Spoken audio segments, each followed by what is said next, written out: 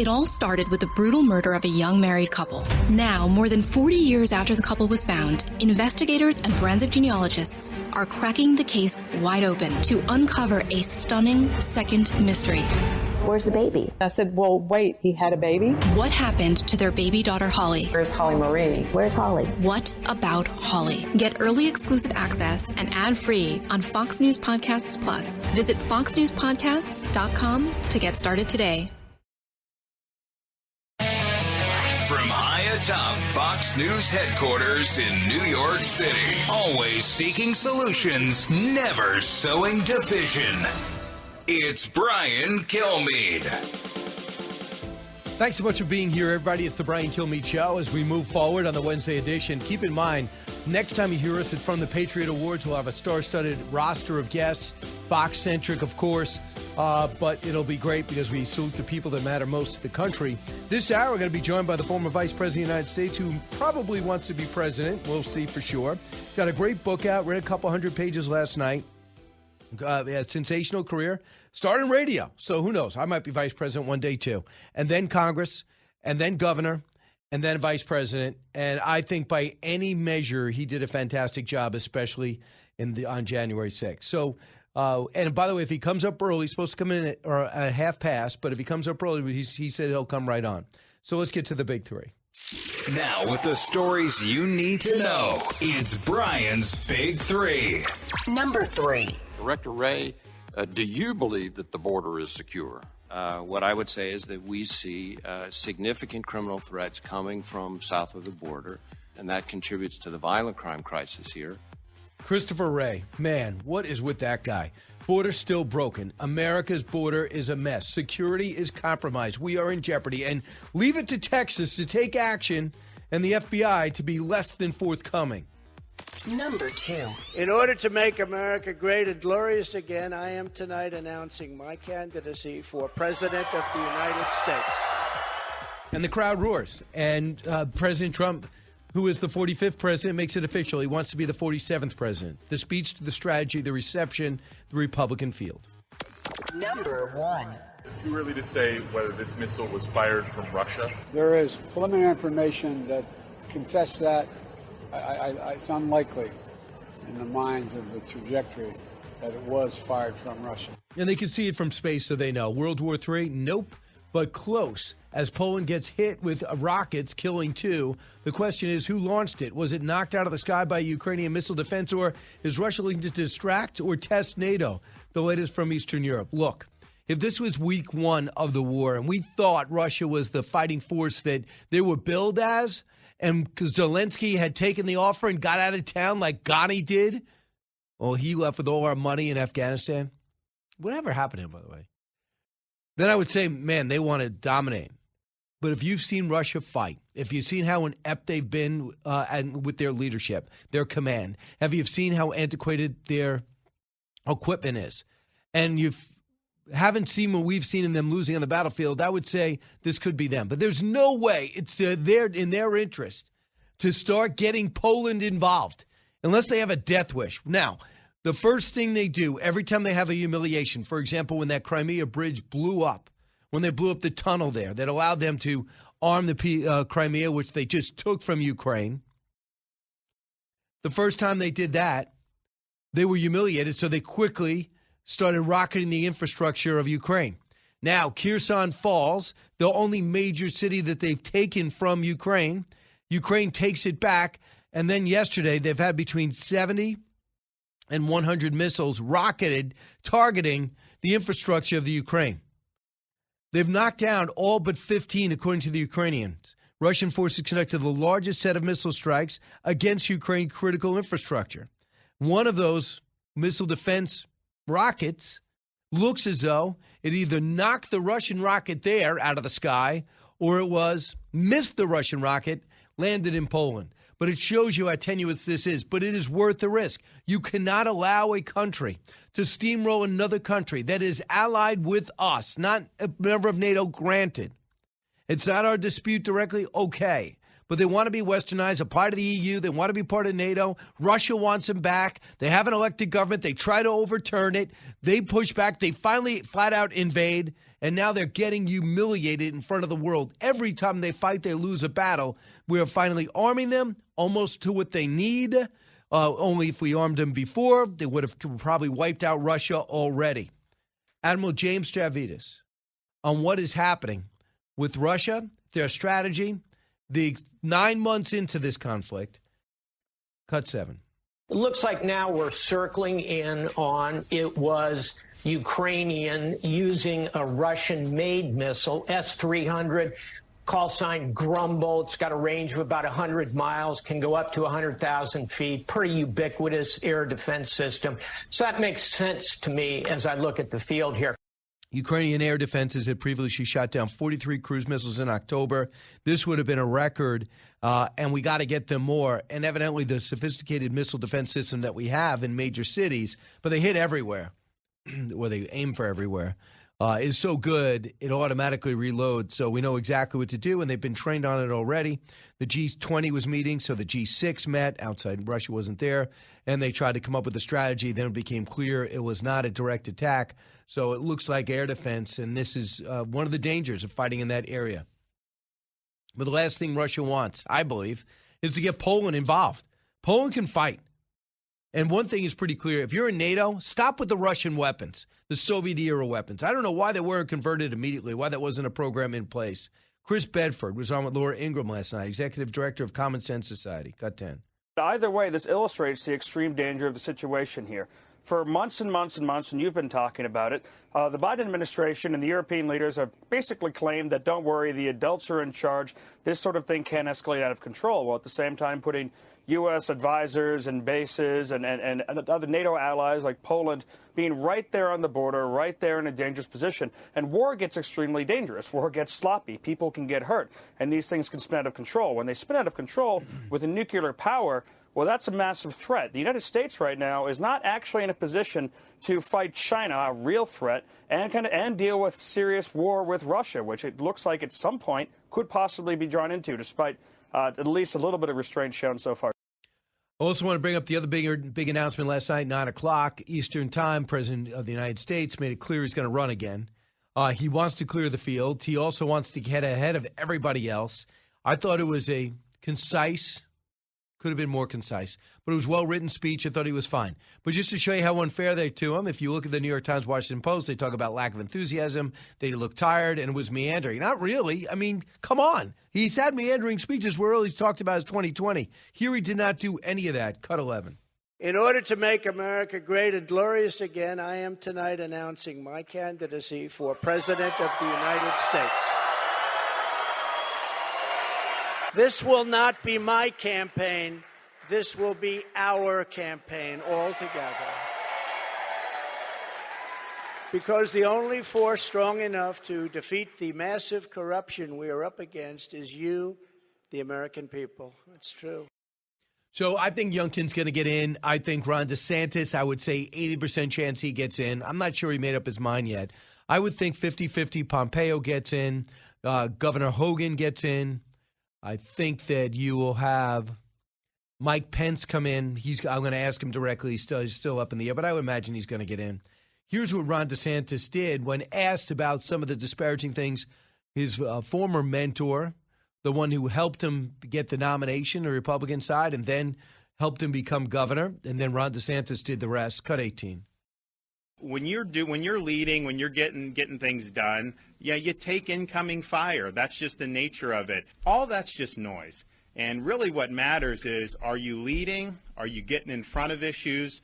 Are you delivering results for people? And are you standing up for folks? And if you do that, then none of that stuff matters. I would just tell people to go check out the scoreboard from last Tuesday night. And he was one of the few Republicans that exceeded expectations and converted a Hispanic vote in big time. He won in places he wasn't supposed to because he showed that he could win with independents as well as Democrats. So listen, this is what it comes down to. You're listening right now. If you're a Republican conservative, you say, yeah, I like Trump. He ran through all of his successes and his focuses and what he did and what he hopes to finish. You go, yeah, I love all that. I like him on the world stage, too. I like he was a disruptor on the world stage. I like that.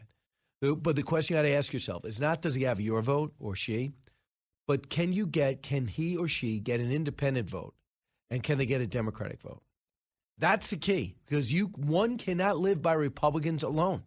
So president's got to show, and last night it was a good message, but president's got to show that I can reach out to independents. The president's got to show that I can be acceptable to Democrats, and for him specifically, to suburban women. I'll come back. I want to take some of your phone calls about the message last night. We got a lot of people on Friday and on Monday that were telling us I moved on from Trump, voted for him twice. I didn't. Keep in mind, if he, and I think we all agree on this, if the President of the United States had just said, I lost the election, I got more votes than anyone else in Republican history, but I lost to Joe Biden, I got huge problems with how this pandemic voting took place. Perhaps if the pandemic didn't happen, I run away with this, and perhaps the voting is normal and the Vice President Biden doesn't get another 20 million votes that no one expected him to get, that more than Barack Obama got. And everyone knows Joe Biden is a tenth talented as Barack Obama and Bill Clinton. There's a reason why he failed twice in the past to run for president, because he's not a good politician. He's not believable. He's full of it. And, I think he's totally ineffective as a chief executive. Didn't even want to go to the G20 dinner because he was too tired. Too tired. You got the most important leaders in the world. If you can't handle a long trip halfway around the globe, you can't be president. The one thing about this president, the former president, he's got the energy. So is it Vice President Pence you think they could unite people? Is it Youngkin that you could appeal to others where he won in a purple state?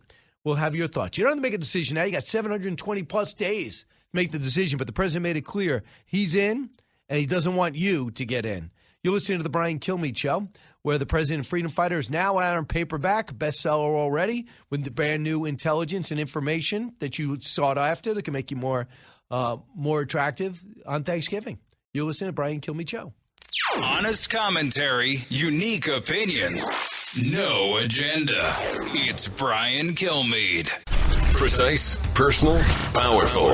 It's America's weather team in the palm of your hands. Get Fox weather updates throughout your busy day, every day. Subscribe and listen now at foxnewspodcasts.com or wherever you get your podcasts.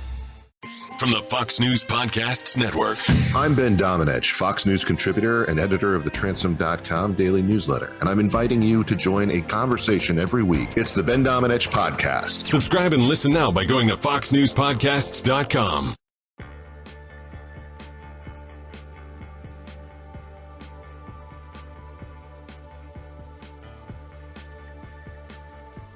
He's so busy, he'll make your head spin. It's Brian Kilmeade. All right, it's our privilege to bring it a little bit early. I asked the Vice President when he left Fox and Friends, hey, Mr. Vice President, if you have a chance to come up early, we'll do an extra segment. And, of course, the man with radio roots said, no problem, waited for the break. The former Vice President of the United States, Mike Pence, is here. His book is now out as of Tuesday, so help me God. I went through about 200 pages last night, Mr. Vice President. I did it on the elliptical, and I downloaded it because I don't know about you. Do you still like to hold a book? Are you okay downloading books on your iPad? Or I got it. It's great to be with you, by the way. Thank you. And thank you for taking a look at So Help Me God. I'm humbled by that. It's really great. I'm a big fan of your career, including your career as an author. Well, so thanks. It means a lot. I do prefer to hold books. I've got a pretty good collection back home of books on the shelf that I've read and books that I haven't gotten to yet, including your latest one that's on my stack to read. But I do get them electronically. So Help Me God is available for download. I actually recorded the audio version myself. Right. But I'm kind of like you. I like to be holding a book, and when I finish it, I've got something to hang on to for years. So what I do, too, is to research. I download them because I can make notes, and then I could go back to those notes. But for you in particular, you're very similar to the Jared Kushner approach. This is what happened. This is the inside story to the stories for me that I covered. But you're proud of what you accomplished with the president. You're very different personalities, but you guys worked well together. Yeah, I often would say during those years, I would say some people think we're kind of different. And that almost always generated a big round of laughter. Right, yeah. But it was a partnership that worked. And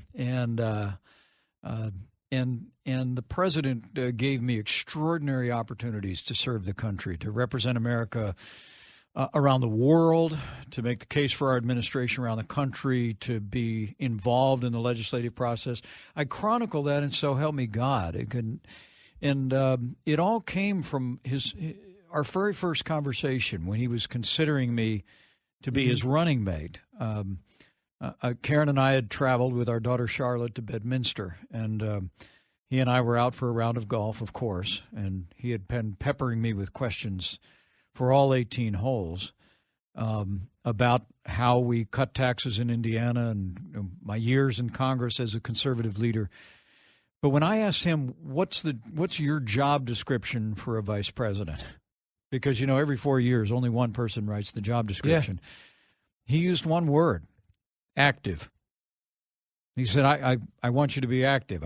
I want to take advantage of your experience as a congressman, as a governor, your relationships around the country, and I want to tell you that's what we call a promise made, promise kept. It was an extraordinary 4 years, and while it did not end well, I hope people that read So Help Me God hear how proud I will always be of the record of the Trump-Pence administration and my determination to always fight for the agenda that we advance for the American people. So the first thing you do coming on, and obviously you have a career doing this in radio, and then you became a congressman, an impactful congressman, and I wasn't as big in radio as you, Brian. Well, you were on your way. I was big in Bedford. I was on stations across the state of Indiana, and I love radio. Did radio help you in as a communicator in Congress and as vice president? Brian, I think it did. I talk about those years in So Help Me God, because I had tried to get elected to Congress a couple of times when Ronald Reagan was still in the White House. Reagan's the reason I became a Republican. I started in politics as a Democrat youth volunteer, but Ronald Reagan's values, his ideals, his eloquence drew me to the Republican Party. By the way, radio guy too. He was a radio guy. Yeah, he absolutely was. But, for me, the value of those years on the radio was not learning how to say things. It was what I heard talking every day to Hoosiers. In my station, my radio show was when you opened up the phones. Yeah, well, it was. I was on about 20 radio stations around the state of Indiana, in a lot of small towns, and we'd talk about whatever people were talking about any given day, 6 days a week. But to hear the wisdom and the goodness and the values and the decency of the people of my state come through virtually each and every day in every call, it really shaped my confidence in the American people. You don't need a script when you get in front of people, because radio, for the most part, we don't have a script right now. So if someone says, Mike, I need you to say something, I need to introduce you, you get very comfortable without a script. You have a teleprompter. You can read that, obviously. So you become Congress. My first memory of you is watching Barack Obama go to the Republican retreat. And him coming out. What was that like? This president, you had more experience then. He's had a 2 years senator for 2 years, state senator. Well, how would you describe your relationship with President Obama? I had only met Barack Obama as a senator in passing during my time in the Congress, and we worked hard to defeat him in that election. With John McCain. But in the aftermath. I was elected conference chairman, and I thought it was important that the president hear from Republicans at the Capitol, and so we invited him to address the House Republican Conference. And I'll never forget, it was a signature moment. And as we sit here celebrating the fact that we'll have a new Republican majority in the Congress, a new Republican speaker. In Kevin McCarthy. And Mr. Vice President, why don't we hold that, because we're up against a hard break. You're familiar with that. And when we come back, we'll talk about that and talk more about your book. It is now out. It's called So Help Me God. Mike Pence, up close and personal about the past, the recent past, his long ago past, and his future. Coming November 21st, Fox News Rewind Financial Crisis 08. A look back at the biggest financial crisis since the Great Depression. The market is not functioning properly. Subscribe now at foxnewspodcasts.com. Hey, it's Will Kane, co-host of Fox & Friends Weekend. Join me as I share my thoughts on a wide range of topics, from sports and pop culture to politics and business. The Will Kane Podcast. Subscribe and listen now at foxnewspodcasts.com.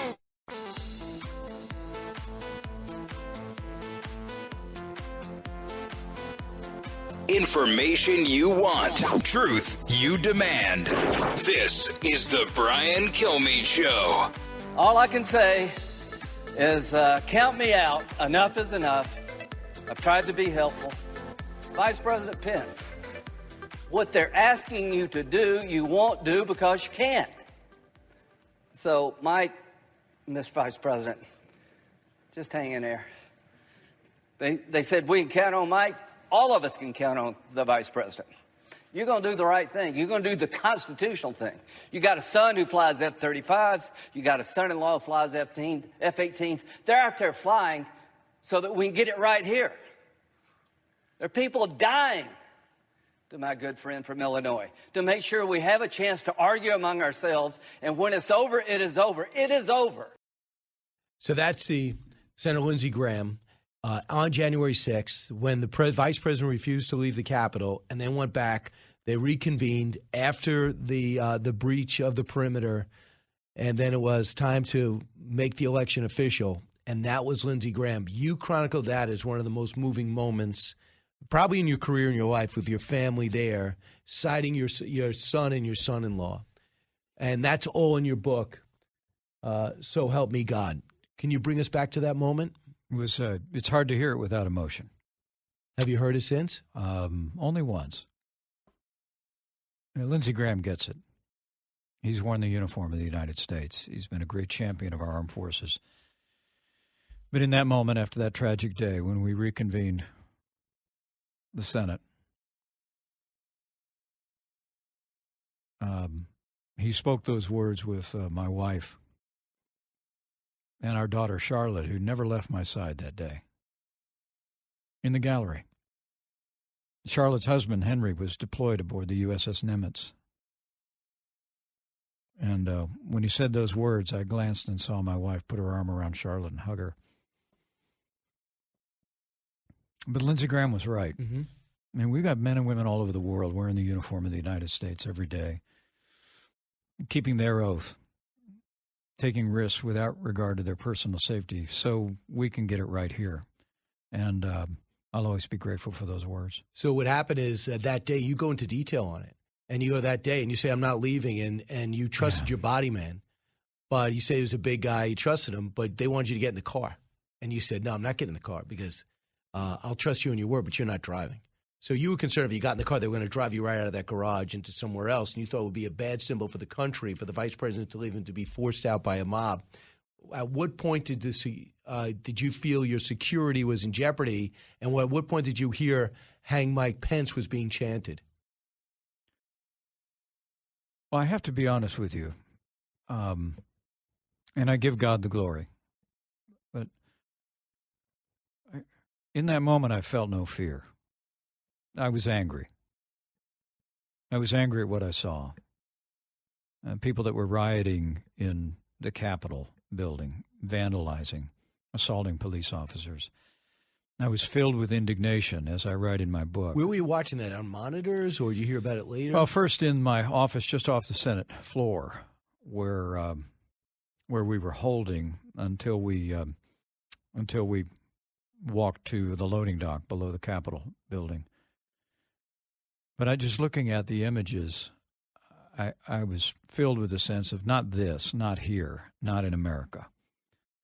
And I was absolutely determined to be a part of the solution, to do whatever I could, stay at my post, and finish our work.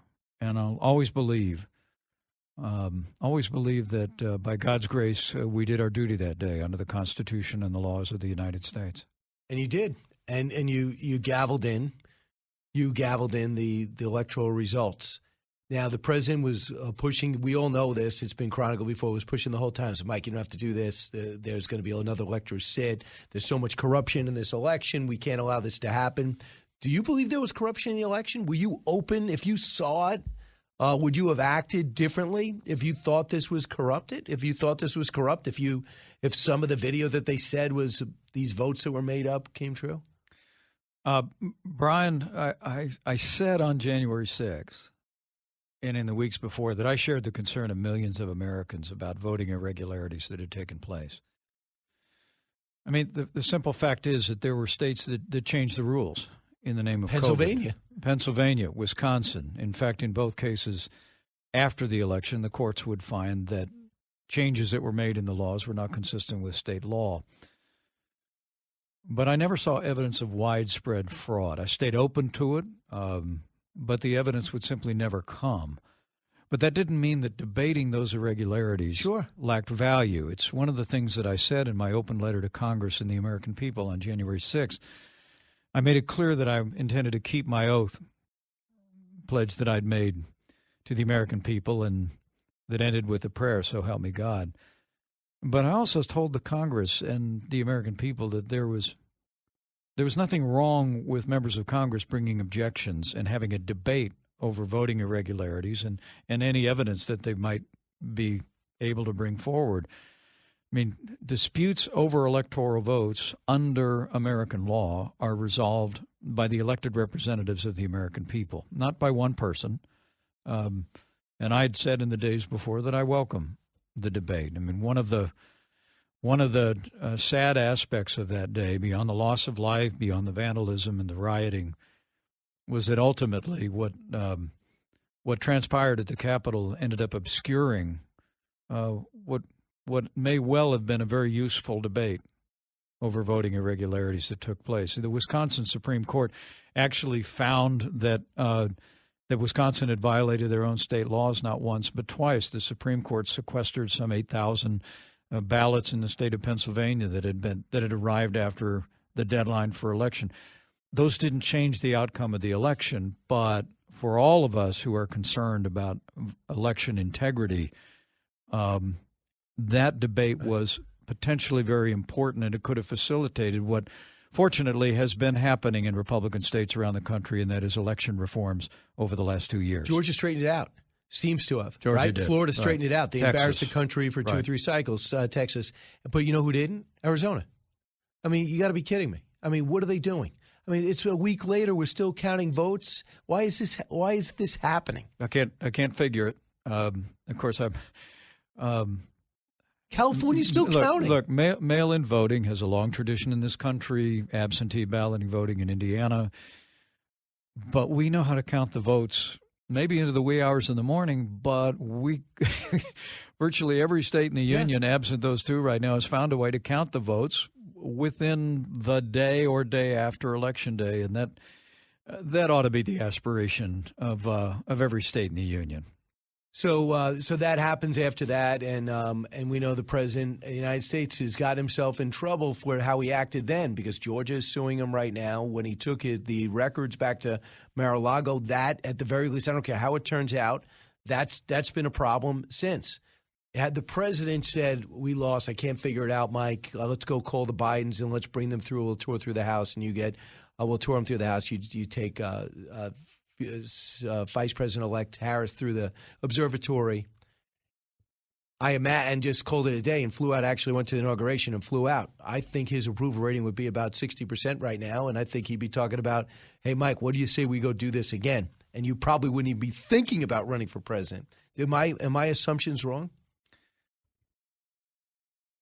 You know, I think during the disastrous years of the Biden-Harris administration, and it really has been, people have come to even more appreciate what President Trump and I accomplished during those years with Republican majorities in the House and Senate in the first 2 years. I mean, think about it. The largest increased investment in our national defense, the creation of the first new branch of our armed forces in 70 years. We crushed our armed forces, crushed the ISIS caliphate, took down their leader, took out Qasem Soleimani, held the Syrian dictator Assad responsible for using chemical weapons not once but twice.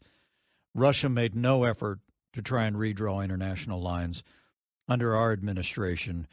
North Korea stopped testing nuclear weapons, stopped firing missiles. Abraham Accords. We made incredible progress in the Middle East. Bring it home. We cut taxes, roll back regulation. We became a net exporter of energy for the first time in 70 years. 3 Supreme Court justices, a new beginning for the right to life in America following our administration and our appointments. And I think the American people look at this administration that has literally weakened America at home and abroad every single day, and they long to go back to those policies. But I will tell you, hindsight is 20/20. I write candidly in So Help Me God about my pride in all that we accomplished and how we accomplished it in our administration, my battles as a conservative in the House and my service as governor of Indiana, and lessons learned along the way. But I do believe in the days ahead, the American people long to get back to what we did, to what we know works. But I think they're looking for leadership. I think they're looking for leadership that could unite our country around our highest ideals. Do you think the president could have done a better job uniting, especially as you wrote the book and reflected? Well, one of the things I write in the book is what many of the president's critics fail to acknowledge is, in my lifetime, I never saw the level of opposition by the Democrats and most of the national media that we saw to our president and to our administration from day one. I recount in So Help Me God being with the president in the Oval Office, his first visit there on our inauguration day in 2017. And we walked back to the White House, just the two of us, to meet up with our families and go to the inaugural balls. And I remember he looked up at the brightly lit side of the White House and he said, "Mike, this is," and he paused, and I said, "It's humbling." And he turned and looked at me and said, "That's it. It is. It's humbling." And I said, "It is, Mr. President." But I say in the book, at that moment, as we walked back to the White House on the evening of January 20th, 2017, on a stack of newspapers right outside the Oval Office was the Washington Post, the headline of which was, "The quest to impeach Donald Trump starts today." And it never let up. 2.5 years of the Russian hoax, impeaching the president for a phone call. I mean, the constant berating, the constant you had foundless not one day of allegations. high five, we made it, bouncing on the couches, let's give these guys a shot. Almost not one. In fact, we all know the stories now. The books have been written, a million of them, of the whole Russia thing that came out of thin air. You had the FBI against you and the whole establishment against you. It's incredible. And now they say, "Why? How dare you challenge elections?" You guys were challenged every day. Every day. The president's illegitimate president. Look, as I said, I've always believed that we did our duty under the Constitution that day for the peaceful transfer of power. And you've heard much in the national media talking about election deniers, and they're entitled to. But what about Hillary Clinton, who said our election was stolen? Absolutely. What about all the Democrats, including Hillary Clinton, that spent years saying that Donald Trump was not the legitimate president of the United States, undermining public confidence in our elections? What about Joe Biden calling Georgia's sensible, responsible election reforms Jim Crow 2.0? I mean, look, I hold the view that it is time to put aside this kind of reckless rhetoric across the spectrum. But in So Help Me God, I really try and chronicle what we accomplished under unprecedented opposition. And you did. You talked day. about some decisions, and Sessions should have been asked to step aside as soon as he had any interaction with Russia. It would have been a lot easier. There would have been no Mueller report. You would have got over in a day because there was no there. The vice president's here. Is he going to run for president? What other stories does he have for us in his book that's called So Help Me God? All those stories and more. The book came out on Tuesday. Pick it up now. Brian Kilmeade Show. This is the Brian Kilmeade Show. From the Fox News Podcasts Network. In these ever-changing times, you can rely on Fox News for hourly updates for the very latest news and information on your time. Listen and download now at foxnewspodcast.com or wherever you get your favorite podcasts.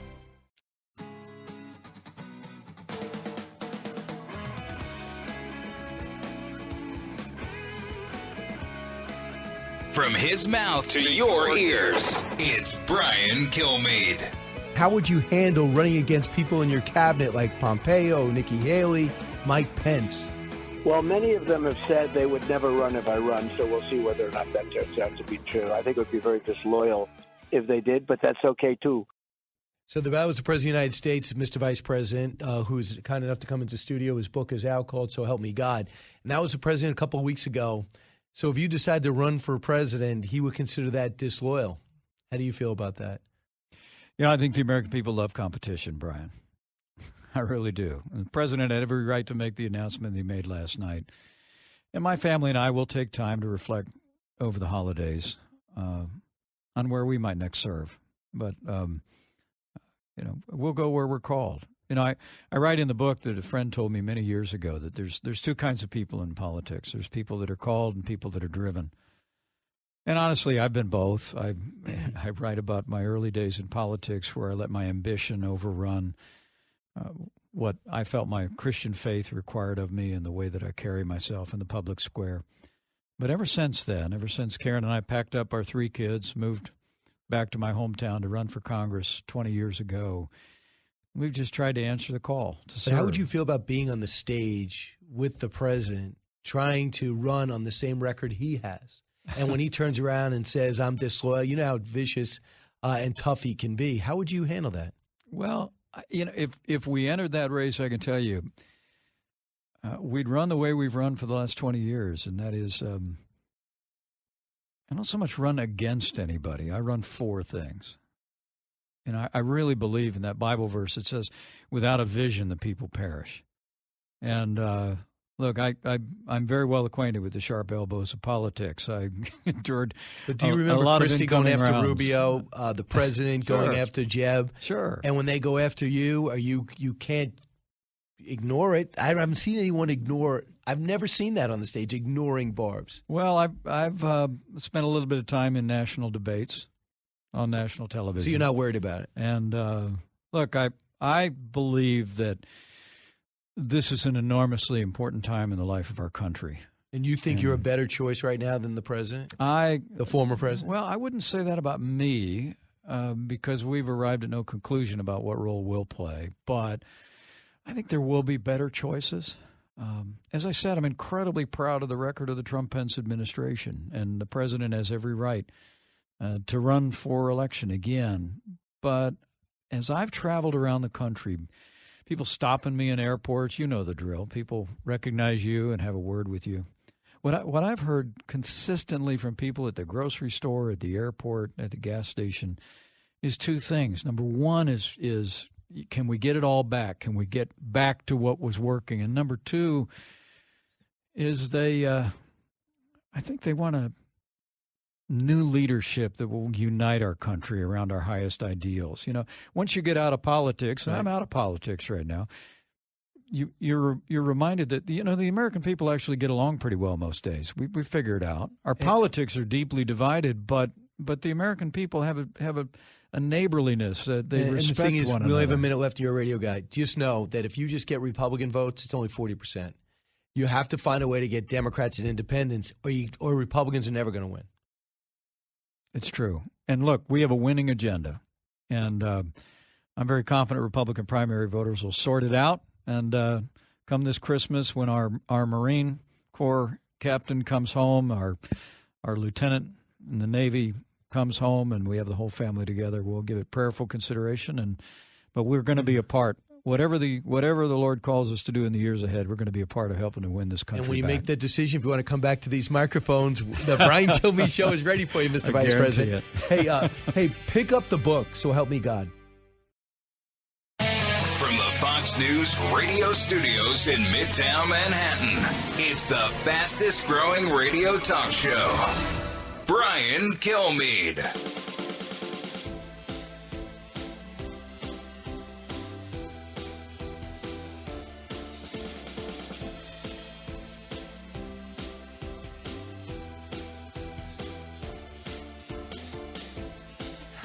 Welcome to the latest moments of the Brian Kilmeade Show, coming to you from 48th and 6th in Midtown Manhattan, heard around the country, around the world. Appreciate you being here. A lot to discuss. Big meetings last night, big action over in the Ukraine, and so much more, as well as the President of the United States overseas. I still don't have the answer to this. He blew off a dinner with the G20, the most important people in the world, from the Prince of Saudi Arabia to the President of China. And he said that he was too tired. No, evidently they said he wasn't feeling well, or he just retired early. Was he worried he was exposed to COVID-19? Does he have a cold? No. But then when there was this catastrophe in Ukraine and what was going on over there, next thing you know, he's on the phone in a T-shirt. Josh Rogan's going to be with us in a matter of moments. And then Daniel Bilak, a member of the Territorial Defense Force of Ukraine, just met with the U.S. ambassador to Ukraine. Let's get to the big 3. Now, with the stories you need to know, it's Brian's Big Three, sponsored by Crunch Fitness. Interested in owning your own business in a growing $30 billion industry? Check out Crunch Fitness at crunch.com. Number 3. Director Ray, do you believe that the border is secure? What I would say is that we see significant criminal threats coming from south of the border, and that contributes to the violent crime crisis here. Yeah, Christopher Wray, would he ever answer one question candidly? The border's still broken, American security is still in jeopardy, and leave it to Texas to take action and the FBI to be less than forthcoming. Number 2. In order to make America great and glorious again, I am tonight announcing my candidacy for President of the United States. He's back. The 45th president wants to become the 47th president. The speech, the strategy, the reception, the Republican field next. Number 1. Too early to say whether this missile was fired from Russia. There is preliminary information that contests that. It's unlikely in the minds of the trajectory that it was fired from Russia. World War III? Nope, but close. As Poland gets hit with rockets, killing 2. The question is, who launched it? Was it knocked out of the sky, Ukrainian missile defense, or is it Russia looking to distract or test NATO? Let's ask Josh Rogan of the Washington Post. It's always great to talk to Josh. He's also author of China, Chaos Under Heaven, Trump, Xi, and the Battle for the 21st Century. Josh, welcome back. What are your thoughts about what we heard about yesterday and what we now know? It looks as though it was missile defense in action. Right. Well, good morning, Brian. Thanks for having me back. First of all, I think it's a good lesson in sort of waiting before we jump to a lot of conclusions. There's a fog of war, and anything's possible in these kinds of situations. Number 2, this is a situation that is getting more and more dangerous. And even if this wasn't the Russian provocation that sparks a retaliation, sooner or later, accidents or intentional offenses like this will happen if the war goes on long enough, which is why, to me, it seems, at least, just my humble opinion, is that we should do more to help Ukraine win the war. And I think, this feeds right into sort of a very hot debate, as you know, inside Washington, Brian, about whether or not we should keep helping Ukraine with the weapons and money it needs to defend itself and win the war, or whether or not we should lean on them and, push them to make a deal with Putin that is going to end up in actually extending the conflicts. And there are people both on the left and on the right that are pushing for that latter scenario. But again, if you're asking me, it seems like, the clear thing that we have to do is, have transparency on the money. We need accountability. We can't just send billions of dollars out the door without thinking about what happens next. But if we want to avoid the escalation, we have to win the war. And if Putin wins and Ukraine falls because we didn't support them enough, and Putin all of a sudden controls Ukraine, that's going to make Poland less safe. Okay, it's not as if Ukraine falls, Poland gets more safe. No, that actually makes the situation worse because aggressors always expand until they're stopped, and that's what history should have taught us. So the red part of most maps is Russia taking land from Ukraine, about 15%. The blue part of the map I was working with this morning, and most other people on Fox News working with, is what Ukraine has taken back. And there's little areas of red, but for the most part, there's a lot of blue in the Kharkiv area and now Kherson, and now they're on the move. They also blew up the Crimea Bridge. They've shown that they can infiltrate into Moscow, and they can outfight the Russians.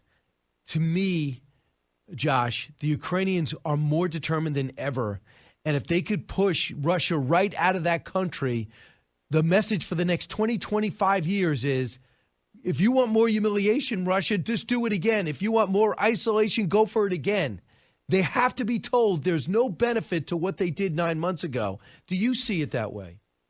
I agree with you 100%, actually, because you know why? We tried that before in 2014. The last time Russia invaded Ukraine, we made a deal to give them effective control over a bunch of the country. How did that work out? Did they say, okay, we're happy with 20% of the country and we'll let the 80% live their lives? No. They sent 150,000 troops in to rape and pillage and murder, and they're raining missiles down on the country as we speak. And, it's not just about Russia. It's also about China. And I know we're going to get to that, but, Xi Jinping is looking at Ukraine, and he wants to see who wins. Because if Putin wins, that's a green light for him, and you can be rest assured that Taiwan is next. Now, the thing about us is that, we sit here in America, we're so self-centered, we're so, kind of, solipsistic. We think it's all about us. We're like, oh, if we tell the Ukrainians to stop fighting, they're going to stop fighting. Well, I'm here to tell you, Americans, that's not true. If you talk to Ukrainians, they're not going to give up. They're not going to surrender. They've seen their family members die. They've seen their country destroyed. They're not going to stop until they win. And so we might as well support them, and we might as well realize that, this is not just about, territory. This is about a nation of people fighting for their very survival. And that's a thing that's very, very tough to beat, even if you're Putin or Xi Jinping or anyone else.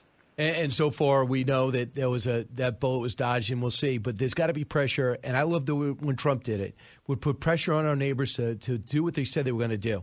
And we got to provide the weaponry. I get it. But if Germany doesn't want to do that, then provide the aid, provide the dollars. If they don't want to give up their defense, well, do something. And after this, we have to examine what NATO ally is going to be using Soviet-era weapons and be a benefit to anyone. They have to modernize over there. But you write a column that you believe that the Republicans, when they grab the House, could jeopardize this entire operation. I obviously, I think most understand the need to fight there, but you believe there's a lot more that don't? Right. Well, it's interesting, right? Because there are a lot of people in both parties that have real concerns about this money. I mean, $54 billion so far. Now the president is asking for another $38 billion. That's a lot of U.S. taxpayer money. I get that. I think that's also true that the administration hasn't done enough, to be honest, to keep Congress in the loop. They won't tell them exactly what the money is going for. There's not a clear strategy. I agree. To end this thing. And so I think first of all, the Biden people, but also the Democrats in Congress made a big mistake by ignoring these concerns for the first year of the war and saying, oh, well, the Republicans are just going to go along. So first of all, I just want to say that there are legitimate concerns about this money. That I totally agree with. At the same time, there are a smaller portion of Republicans that just don't want to give one more dollar to Ukraine. And I strenuously disagree with that. I think that would be crazy and dangerous. And really, if we did that, we would be snatching defeat from the jaws of victory and pulling the rug out from our allies and signaling to the entire world that autocracy is on the march and that our friends are not our responsibility. So I think the leadership, Kevin McCarthy especially, and his team are looking for a way to add accountability, which is good, but they're also considering maybe cutting the economic aid, which is bad. I don't think they've come to a decision. I think they want to support Ukraine. I think most Republicans actually in Congress want to support Ukraine. But they're going to have to try to figure out a way to cobble together a way to do it that has more accountability and hopefully not a lot less aid. That's what I think. And Josh Rogan's our guest. Josh, the other thing is we have to replenish our stocks. Well, where's the mission to replenish our stocks? At the same time, Taiwan will write the checks. They'll buy stuff for us. We haven't delivered it. And I don't know if we have it or we've been slow to do it because of provocation problems with China. So you also talk about how EU promised, and I'll take your words, robust financial support for Ukraine in 2023. But what about the pledges? The pledges were unfulfilled for the most part in 2022. They have to be called out publicly for this. And let's see them do it. I mean, absolutely. That would help. So the other thing with China, what do you think about what we know of the readout of the president's meeting with President Xi? Right. So on your point about Europe, absolutely. And you know what? I think the Biden administration needs to pressure Germany to get its act together and to step up its support, because that's what's really going on here. The Biden administration doesn't want to push the Germans, right? Because they think, oh, well, Trump, ruined our relationship with Germany, so we're going to fix it. But what's the point of fixing the relationship with Germany if you can't lean on them to do the right thing when the chips are down, which is right now? Okay, so that's my message to the Biden administration on that. When it comes to China, listen, I think the 3.5-hour meeting was essentially useless. I think that talking is fine, but what came out to me was that how did they talk for 3.5 hours and not achieve anything? No progress, no real substance at all, just them telling us what they want us to do and us telling them what we want them to do, and then everyone agreeing to disagree, and that's that. So I don't think that's really mostly Joe Biden's fault, to be honest, Brian. I think that's mostly Xi Jinping's fault. I think that he's the one that's running the country that's expanding aggressively, that's repressing its people, that has this crazy economic nationalism and this crazy zero COVID policy, menacing Taiwan, building bases all over the world, hacking us, influencing our politics. And the Biden's administration's responsibility is to do something about that, but they can't do anything because there's nobody on that side that's willing to negotiate or talk or compromise in any real way. So I think it's a real bad sign, to be honest with you. Everyone in Washington is like, oh, isn't that great that they met? And, the Biden administration set expectations so low that they were like, oh, we talked. Isn't that great? But talking is fine. I'm not saying don't talk. I'm just saying, geez, man, these guys are getting worse, and our tools for dealing with that are woefully inadequate at this point. Yeah, we never asked about the origins of COVID-19. That too. That's something you've been all over. Doesn't even bring it up. Also, we left the tariffs in place that Trump put in place. So how do you get their attention? You start pressuring these corporations to pull the hell out of China. And we get a method to doing this. We list all the manufacturing bases that are there, and we come up with a strategy to get them out. And the same way they're pressuring corporate America to divest itself from fossil fuels is the same way we should do the thing when it comes to China and tap into the patriotic vein that most of them have. You're right, if they have it. Listen, I think the Biden administration has escalated the technology restrictions on China, which is good. Congress passed the semiconductor bill. Yeah. That's good. But you're right. The bleeding edge of the China competition is Wall Street. And these are the last people in American society who have power who are rowing in the wrong direction. And why are they doing that? Because they're getting paid on the other side. And they want the market. Yes, because they want access to the Chinese market. They want to manage Chinese wealth. And they get paid off of that. Okay. But that's against our national security interest and against our economic interest as well. And here's the thing. They're not getting the benefit on the other side because the Chinese are taking the great leap backwards and they're nationalizing all of their industries. And it's not – eventually you're not going to be able to do business there anyway because they're becoming so screwed up over there. But Wall Street guys, they just want to squeeze the last bit of silver out of this thing before it all goes kaflooey. And that comes at the expense of our security because we need real markets that have – integrity, and we need to not put our investor dollars into Chinese companies that are building concentration camps and building the machine that's pointed against us, because that's crazy. And why are we funding the thing that's aimed at us? That's the big problem in U.S. China. I know you're on top of this, Brian, because we've talked about it a bunch of times, but we got to cut off the money spigot that starts in Hong Kong, and then we got to make sure that our businesses are not helping our enemy, because that's a crazy thing for us to do. Josh, we've seen, and climate change. I think climate. I'm an all of the above energy guy, like this right with this big conservative called Barack Obama was all of the above when it comes to energy. We want to get our goal for them is for them to go for more clean energy, but they're still building coal plants at a dizzying rate. They have no plans to stop. At the same time, They're looking the corner of the market on solar panels and electric cars. They're doing all of the above. And we're just playing the sucker for it. But the same way they rallied the general population to go green is the same way they could unite the country by pointing our focus on our number one economic and military enemy, China, about pulling out. That you could discourage investment in companies that are investing in China, building up our enemy. Right, and not to mention the fact that all of China's climate change, first of all, I agree with everything you said. China's building 3 times as many coal plants, Brian, as the rest of the world combined, okay? And then they come to the conference and say, oh, isn't it great we're talking about climate change with John Kerry, isn't that wonderful? And this is what people don't understand about China, is that they say one thing and then they do the other thing, okay? That's who Xi Jinping is. He comes to Bali, meets with President Biden and says, of course we want stable relations. Oh, no, of course. Why would we attack Taiwan? Why would we want to change the global world order? The point is he's lying. He's lying. Okay, they're actually doing all of those things. And when it comes to climate change, listen, it's indicative of the problem of the U.S.-China relationship at a fundamental level, because they're happy to work with us as long as we capitulate, as long as we ignore that their silicon factories are fueled by coal and staffed by slaves, by Uyghur forced labor slaves. Okay, so how can we save the earth on the back of Muslim poor slaves? That's immoral. It's not strategic. It's not going to work.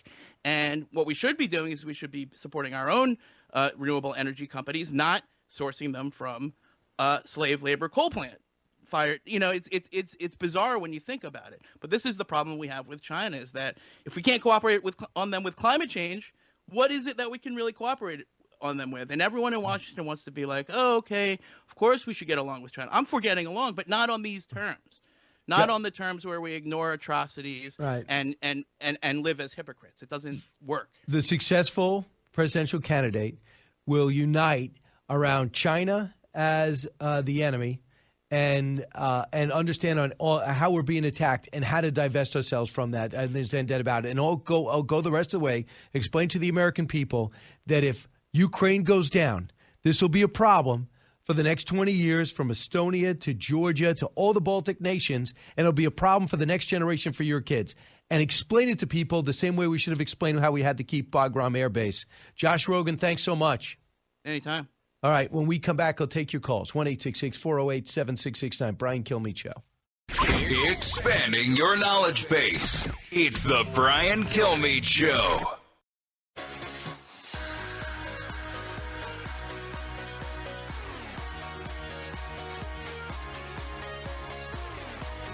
A talk show that's real.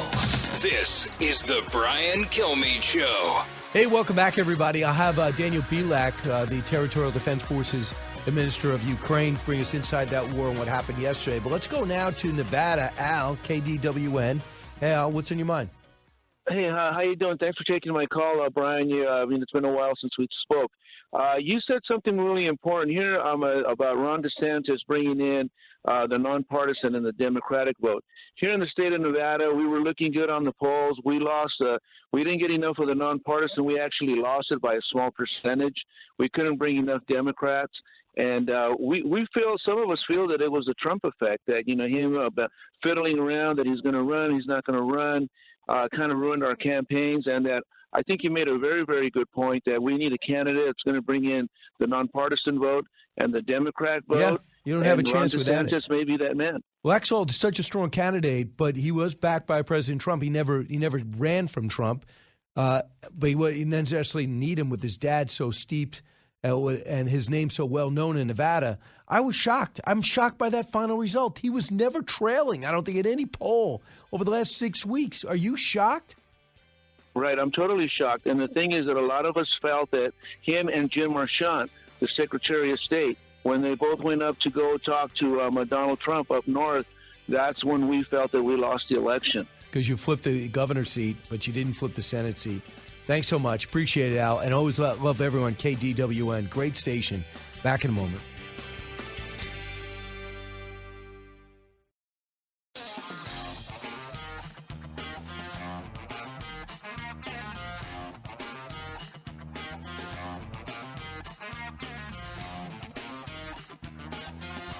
A radio show like no other.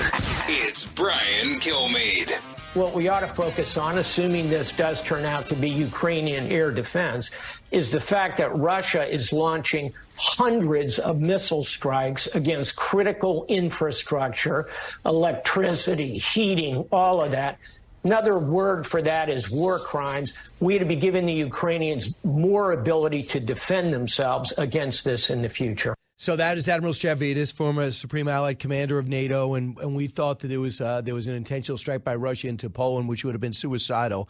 Between the Poles and NATO acting, they can't handle Ukraine, let alone the force of NATO, 30 nations. But yesterday they had 70 missiles at least. ISW said it was about 100. These are precision-guided missiles. This may be the bulk of what they have all in one day. They say it is the biggest. This is the largest set of missile strikes against Ukraine since this 9-month war started. They're targeting their infrastructure and killing everyone in their wake. Joining us now is our great guest, a member of the Territorial Defense Forces of Ukraine, former Chief Investment Officer to the Prime Minister, Daniel Bilak. He joins us now from Ukraine. Daniel, welcome back. Hey, good to be on your show again, Brian. Thanks for having me. No problem. So, Daniel, what could you tell us first off about your infrastructure? I heard you took in some significant damage. Yeah, it was pretty bad. I mean, there's up until a couple hours ago, there's probably 10 million people that didn't have heat, water, or electricity, no power whatsoever. There were about 95 or almost 100 rockets that were launched against us. As somebody noted, one for every point in Zelensky's 10-point peace plan that he put out yesterday in Bali, and so that was the Russian response. But we've had rolling blackouts for the last couple of weeks, it was. They actually had a schedule, but now they're just doing whatever they can to balance the system. Lviv has only got 30% power, and it's the second largest city in the country. That's amazing because I didn't think they were that much in the line of fire, but I guess they were heavily targeted yesterday. So they're going for your infrastructure to try to dispirit you. First off, number one, have they? Number two, do you have the engineers and material in place to reignite your electric grid and everything and get the water flowing again? Well, look, it's interesting if you look on a map where everything that was hit yesterday, every part of the country was hit except where the battlefield is. And so, I mean, this is pure terrorism, straight and simple. They can't win on the battlefield, so they're coming after the civilians. Brian, they're not going to break us. They're not going to break us at all. And we are resilient, we're resistant, and we're resolute. But it's not easy, I got to tell you. And I got to tell you, yesterday it sort of hit me that I'm a little bit upset here because we get a lot of, oh, it's really bad, we're really sorry, we're going to try to help you out. I mean, I think that our allies in the West should be drawing a red line around this, saying, dude, you're creating a humanitarian crisis. We're not going to let you do this anymore. And there are costs for you doing it. We're going to give the Ukrainians everything that they've asked for that we haven't given them to this point in time. We're going to put even more crushing sanctions on you. We're going to make sure that you don't get one penny from your oil and your gas when you sell it. I mean, we really got to up the ante here because he's hitting us basically with impunity. I mean, there are no consequences to him going after him. He's causing enormous damage to a country the size of France. To give you an idea of what the destruction was here like, it's as if your Florida hurricanes were hitting 40 or 50% of the United States in one go. That's the impact it's had on the country. People were struggling. You asked about the equipment. We actually, this is all Soviet central heating and all old equipment. So, replacement parts, we would have to get them from Russia, which is not an option. So, Ukrainians are creative. As I said, they're resolute and they're resilient. We'll put the pieces back together. We're getting help from our neighbors, from the former Warsaw Pact, Soviet bloc countries that are now part of the EU, Poland, Hungary, Slovakia, and but it's not easy. It's a big country. There's 40 million people here. You gotta try to balance the system for. Right. Yeah, Daniel, we also understand that you met with the U.S. ambassador to Ukraine. How did that go? Well, it was actually an AmCham, American Chamber of Commerce, Thanksgiving dinner of all things. There were a lot of people there. I did have a chance to chat with her, Ambassador Bridget Brink. Really, I think America is very, very well served by her. She's new here, but she really gets it. She's tough. She's strong. But she doesn't make policy, Brian. It's really the administration that makes the policy. And what we need at this point is we've got to get the anti-aircraft stuff, that the weapon systems that we need, that we've been asking for. Look at the NASAMS. We got these NASAMS. The American, Norwegian anti-aircraft and anti-rocket systems. They went 10 for 10 yesterday, Brian, 100% effectiveness, which shows two things. One, that Western assistance and weapons work, and two, the Ukrainians know how to use them effectively. If we had more of those, we could probably blow everything out of the sky that they're throwing at us. They shot 100 rockets at us, and 80 of which we killed. So all of this damage was done by 20% of the stuff getting through.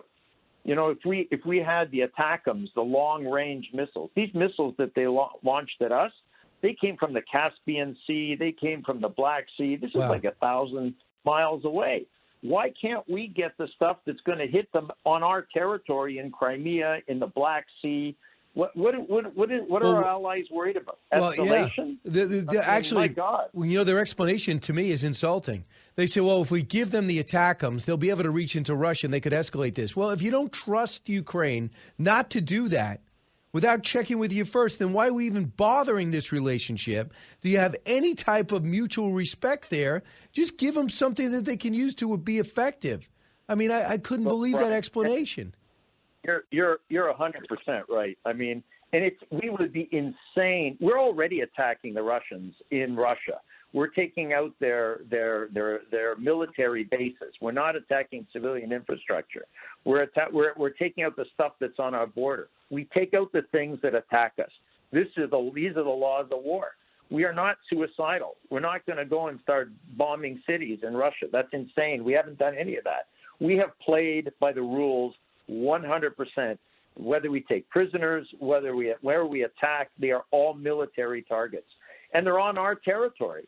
I mean, we want to be able now to hit them in Mariupol, in Crimea. This is sovereign Ukrainian territory.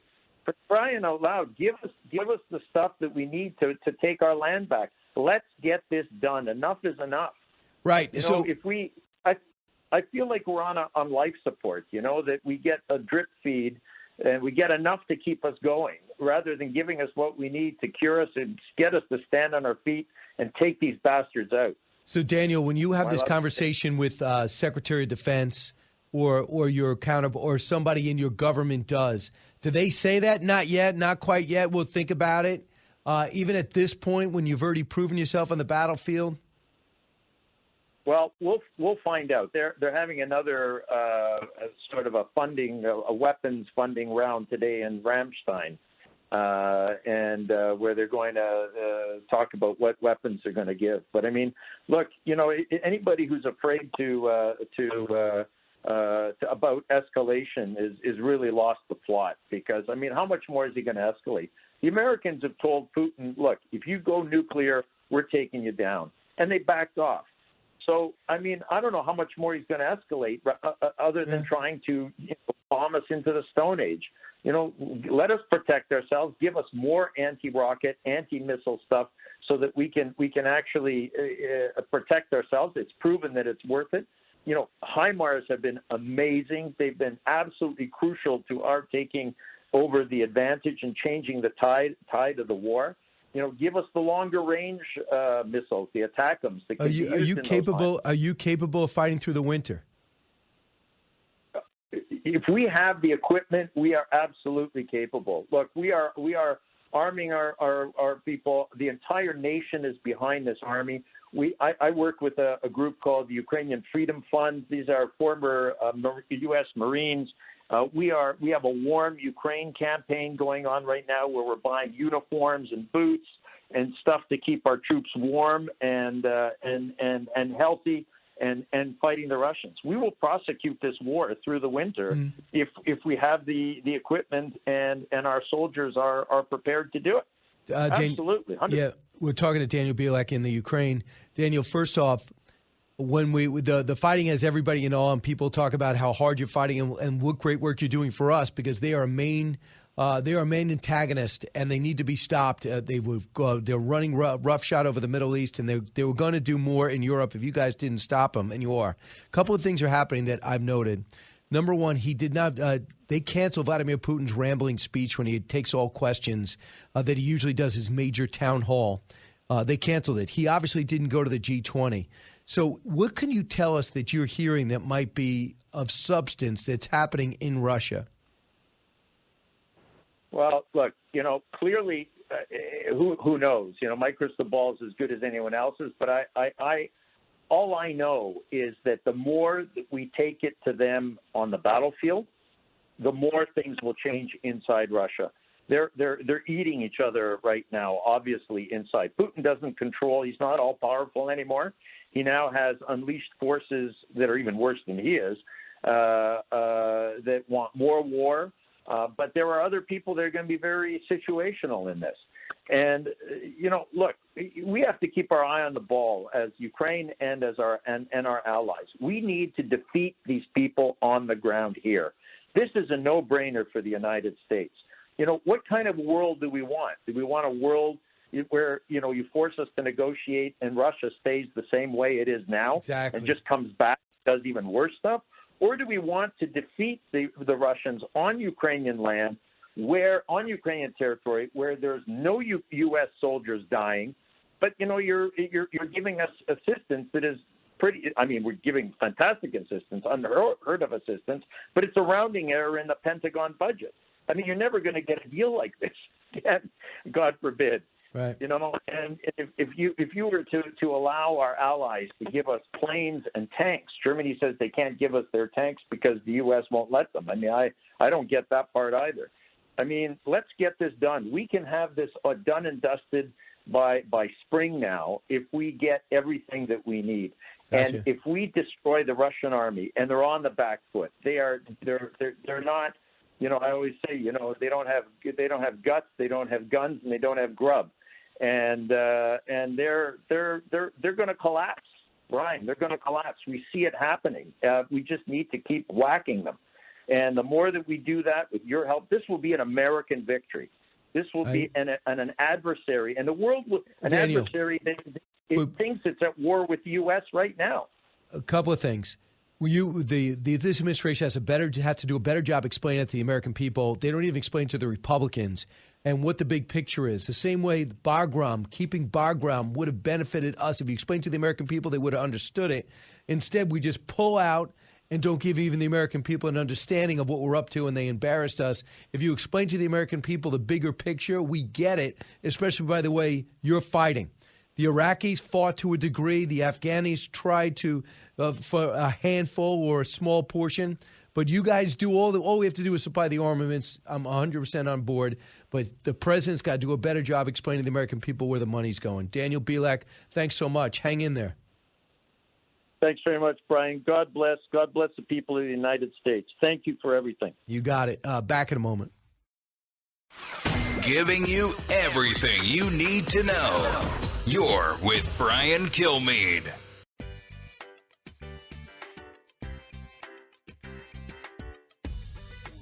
The more you listen, the more you'll know. It's Brian Kilmeade. It's pretty obvious, and all of you have been writing about it, what happened. We underperformed among independents and moderates because their impression of many of the people in our party in leadership roles is that they're involved in chaos, negativity, excessive attacks, and it frightened independent and moderate Republican voters. And we saw that, which is why you all recall I never predicted a red wave. We never saw that in any of our polling. So that was Mitch McConnell. He says, I'm going to be the leader. I have the votes. Just when we have the vote, a lot of people in his party want to wait till after Herschel Walker beats, they hope, Reverend Warnock, the Senator Warnock, I should say.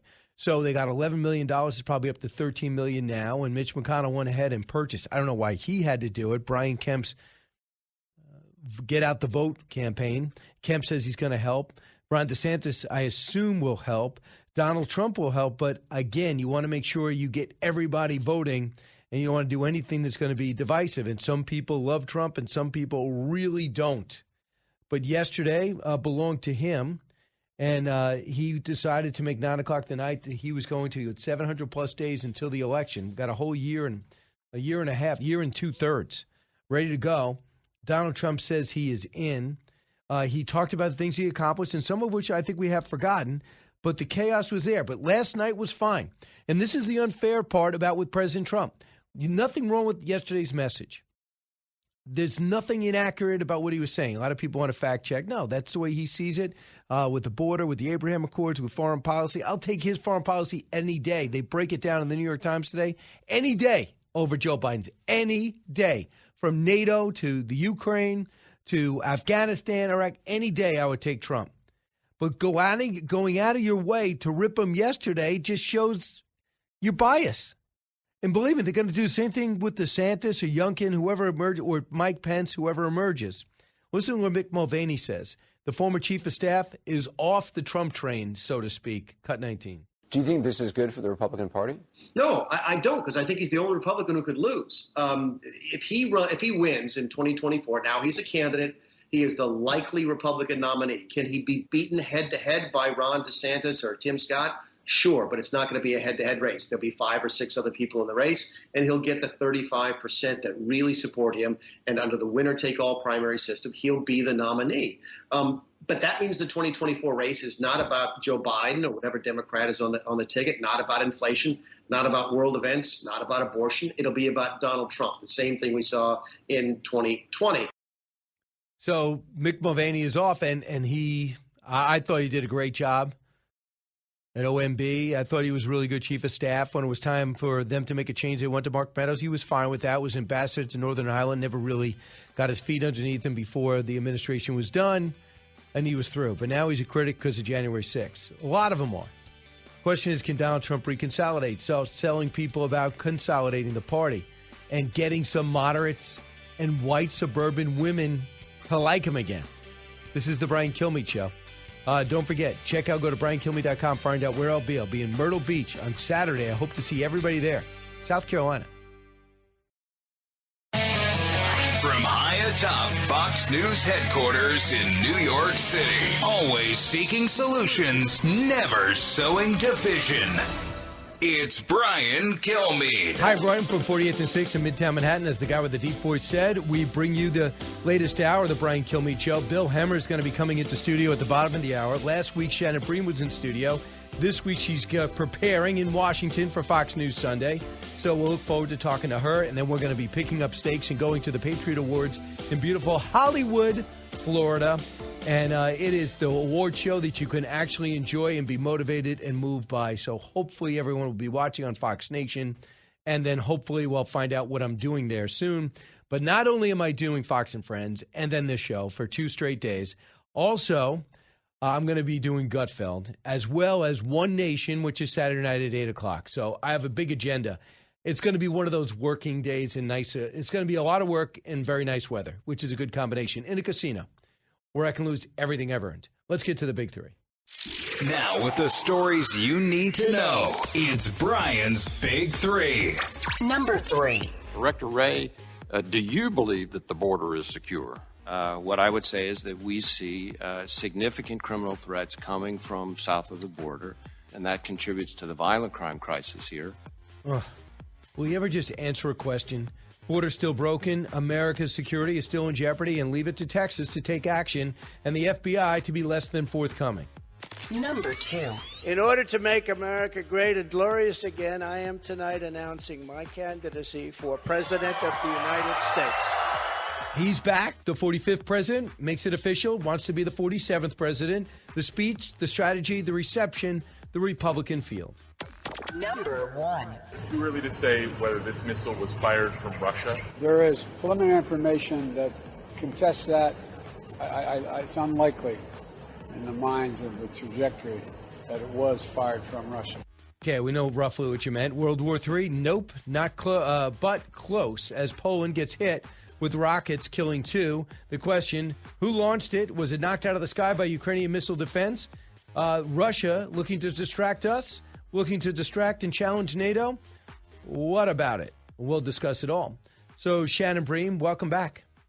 How the heck are you? I'm good. How was your trip here in the election coverage? How did you handle it emotionally? Well, the highlight was clearly being with you. Right. In studio, because it makes a big difference. Right. I think it does. And I love that the restraining order was put on hold temporarily so I could join you there. For the good of cable news. For the good of America. I don't know if you've had a nap yet. I don't know if you know that the House has yet to been called. I mean, there's still races being decided. Have you heard that? So 9 seats, most of them in California, yet to be called. But we have Kevin Kiley. He's up by about 6. I mean, what do they expect to happen? It's been a week. Where do you think these other votes are? I don't know. I mean, listen, we've talked about this, that every state, per the Constitution, every state legislature gets to decide how they want to do this. But you would think that states that have figured it out, like states with millions of people like Florida, maybe that some of the other states could take notes and decide they can do their own thing, but maybe in a bipartisan way they could come look at it and say, like, all right, this is working. Let's do it here. I tell you, it's just so aggravating because people have to rein it in. Georgia did. Florida fixed it. New York hasn't really been a problem. Ohio has not been a problem. I go around, but we're Arizona again, and we're dealing with California, who couldn't even pick their mayor. One city, they can't pick their mayor. Exactly. And in the meantime, everything's sort of hanging in the balance. They're going ahead and having leadership elections here in the House, and it looks like, they're barreling towards that in the Senate, too. So Washington's not waiting to find out. They're just moving forward. All right. So it does look like, from your sources, that Kevin McCarthy's got about 180-plus votes, but doesn't he need 218? Why are we assuming that he's going to get it? Well, I think the main thing is there's no one else as that secondary choice. I mean, when this happened in the past and kind of Paul Ryan stepped up, everybody coalesced around him as the good backup decision and ended up being, a very powerful Speaker of the House. I think because there's not somebody who's a dominant challenger or an obvious second choice to McCarthy, that's hugely to his benefit. But these, Freedom Caucus members and other conservatives who think he's not conservative enough and he's not listening to them, there are some of them who are saying, like, I will never vote for him. Now, does he get any Democrat votes? He says he's not going to go and actively seek any of them, but he's going to have to sit down with the Freedom Caucus folks and figure this out. So I want to talk about President Trump's announcement. And I looked at it, I said it was pretty to the point. It was direct. Now he's ready to go. And next thing I know, I'm reading the Washington Post and New York Times. He looked tired. The applause was stilted. They wouldn't react quick enough. No one knew how to go. There was no air of excitement. Excuse me? There was an air of excitement. It was like 2,000 people in a ballroom. They were pretty pumped up. It wasn't the star-studded Republican event. It was Mike Lindell, the Devin Nunes, Russ Vogt. There was Kash Patel. There was Matt Whitlock. Whitaker, excuse me. So I always thought it was a good announcement. This is an example, I think, and I'll play a cut from it, of people going out of their way to criticize him, which makes people say to themselves, I'm not going to listen to a word they say. Here's the president, cut 11. In order to make America great and glorious again, I am tonight announcing my candidacy for President of the United States. This will not be my campaign. This will be our campaign all together. Because the only force strong enough to defeat the massive corruption we are up against is you, the American people. It's true. So he went out and he rattled off, didn't bring up 2020. He rattled off things that they did and what's gone wrong in his view, and I think he's right in almost all of it. Reminded me of some of it. And then he's ready to go. All right, you want to talk about the timing? That's debatable. You want to talk about whether he should be run again? Let's debate it. But there was nothing wrong with last night. I didn't think that they had to go out of their way to rip him. Well, but they're going to. I mean, if he had been screaming and walking around the stage and some of his more hyped up rallies that he's had, they would have said he's frenetic, he's out of control. Yeah. He's, so if he tries to take this measured approach, which is not generally his style, it was very disciplined. It was, like you said, focusing on what he had done and not going back and really getting, 2020. To them, that's, quote, boring Trump. Then, there's something wrong. There's low energy. And he took some hits from people on the Republican side who don't like him either and was like, he just didn't have his A game. Listen, whether he was hyper and doing cartwheels across the stage or he was being disciplined and subdued, he's going to have critics. Either way, they're going to say it wasn't a good night for him. Yeah, I guess so. So Mike Pence knows. Mike Pence was here and talked about the President of the United States running. I think he's running. He's got his book out. Mm-hmm. Here's what he said, and think about how tight they were that led him to this. Cut 20. And I think it's time that we had leadership in this country that reflected that commitment to respect for every American. So just listening to you, you wouldn't vote for him? Well, I honestly believe that we're going to have better choices. So he looks like he'll be on that stage. Youngkin, I bet you Youngkin's going to be on that stage. Mike DeSantis might be on that stage. Mike DeSantis? Ron, excuse me. Right, Ron DeSantis might. Like, maybe there's someone I don't know about. Right, there's a Mike. Maybe he's got a twin brother. Well, actually, Mike Pence does have a brother, Greg, older brother, but that doesn't really apply here. Mike Pompeo. I mean, there are a lot of, So your thoughts about DeSantis, and when do you think traditionally someone would have to announce if they want to get financing and a staff? I think any other announcement from anybody is going to be in the next year. I mean, I think it'll be in 2023, not this year. The interesting thing is, some of these candidates that are people are so white hot on them until they actually get in. And I think DeSantis, if he does it, it's going to be very interesting. His press people do not play. And they also keep him pretty much within friendly places. I think we've requested him a number of times on Fox News Sunday. I hope that he will come at some point. But I think that they are very careful in where they send him right now, because the minute he's actually running in earnest, if he does, the questioning gets more pointed and more difficult, and the attacks from the Trump campaign will be more pointed and more difficult.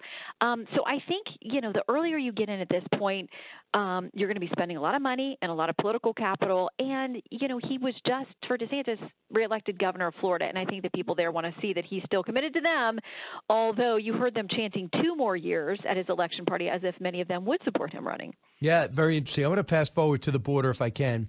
Here's Christopher Wray yesterday taking questions from Congressman Bishop. Cut 29. Director Wray, do you believe that the border is secure?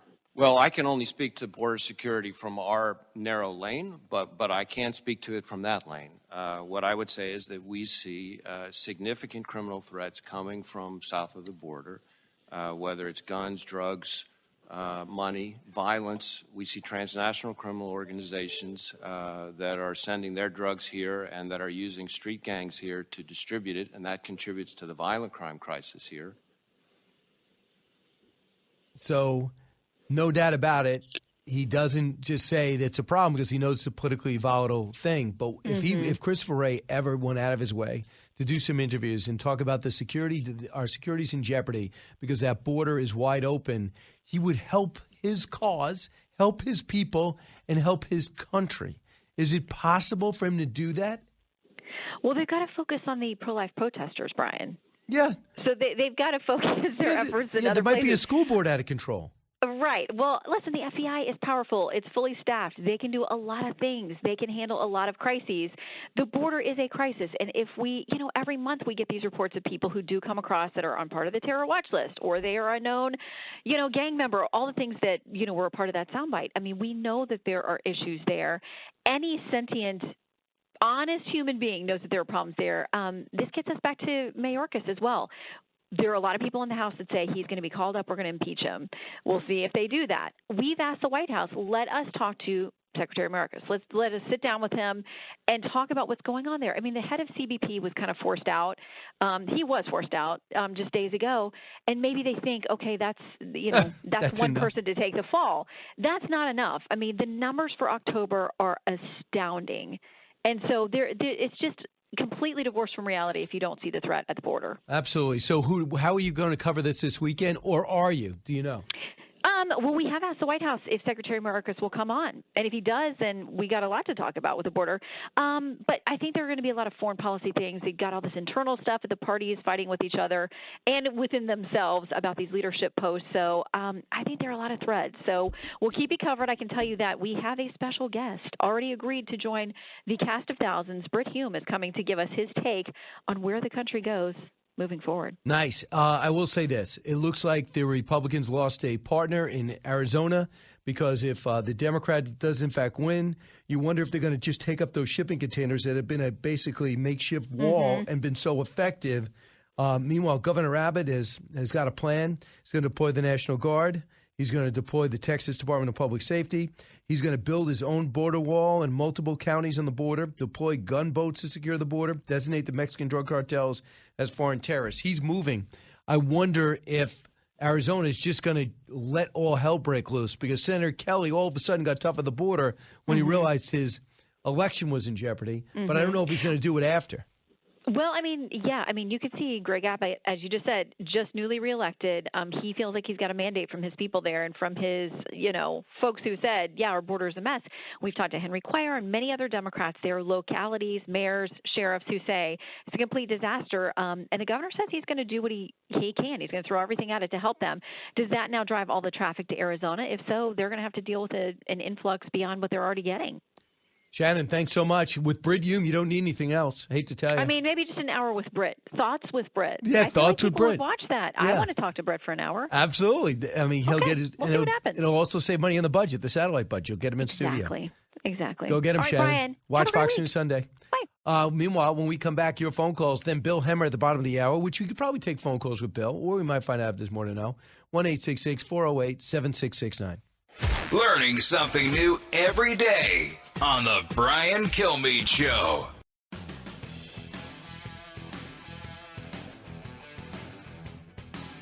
If you're interested in it, Brian's talking about it. You're with Brian Kilmeade. How many have been released into the United States? Congresswoman, if I may, because you are mistaken, factually mistaken. So your data is incorrect. No, you are misunderstanding your data. No. Okay, I'm going to reclaim my time because based on the information from your website, from your department, officially there have been, of all those encounters, 1.4 million, and that's a conservative number.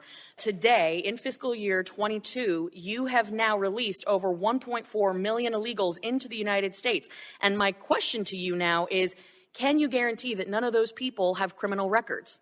This enforcement work is not fun, Congresswoman. This is a noble profession in which people risk their lives to conduct it, and you know that very well. All the righteous indignation. Here we go. Just to clarify, as a final question, you, with all of this data that has been presented based on your own department's releases, you still believe that the border is secure? Congresswoman, we remain committed to enhancing the security of our border every single day. That's not an answer. And it is. And Kate Kamak calling him out, just like we want to do every day. Mayorkas is an embarrassment. This administration has totally dropped the border. And guess what? They have not been held to pay the price. Bruce, listen on WSB in York, Pennsylvania. Hey, Bruce.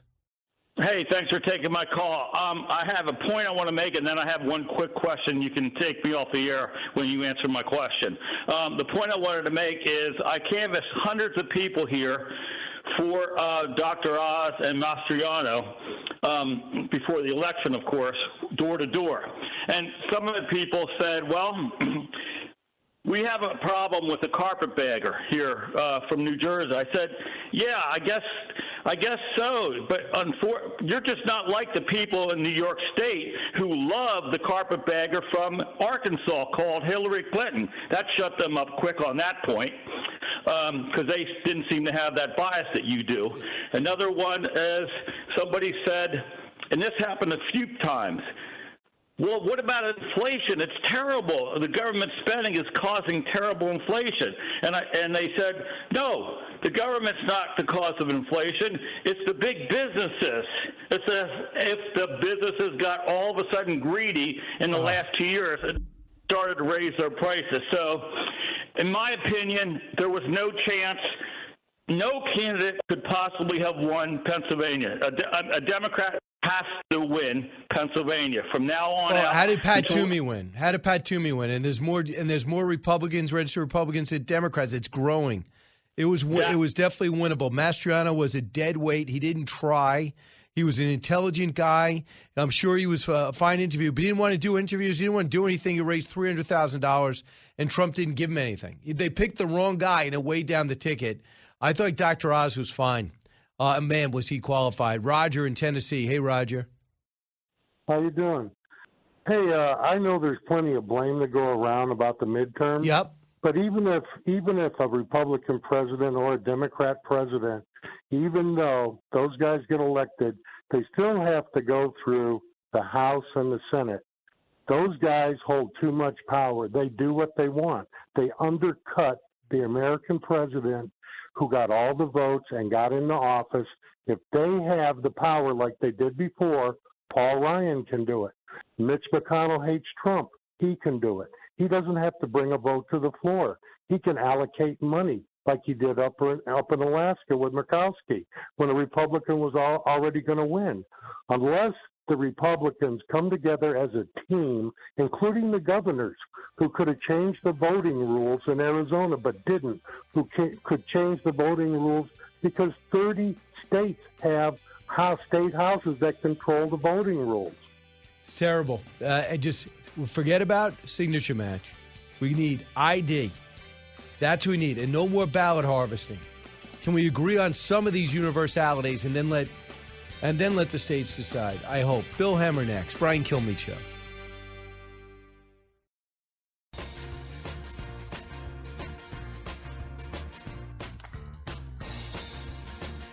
Radio that makes you think. This is the Brian Kilmeade Show.